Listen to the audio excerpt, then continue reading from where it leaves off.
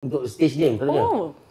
Tapi masa drama tu, masa tu TV3 selalu buat apa ni, buat conference macam drama-drama baru.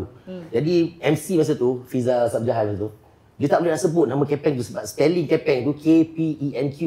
Jadi bila dia kata pelakon ni, yang turun membariskan pelakon-pelakon baru seperti Taha Haris sampai nama saya kan, dia tak boleh nak sebut. Jadi dia sebut macam ni.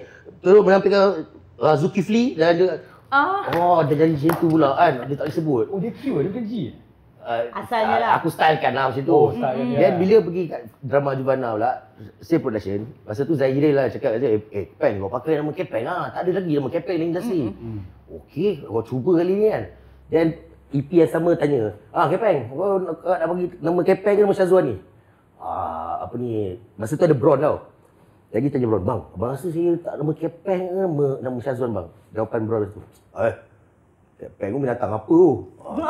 Syazwan agak kan. Lepas tu petang tu Bob sampai baru jumpa Bob. Bob, aku tak nama Syazwan, nak Bob. Asal? Bron kata Kepeng tu nama binatang apa? Kamu tanya Bron tu binatang apa pula? Yes,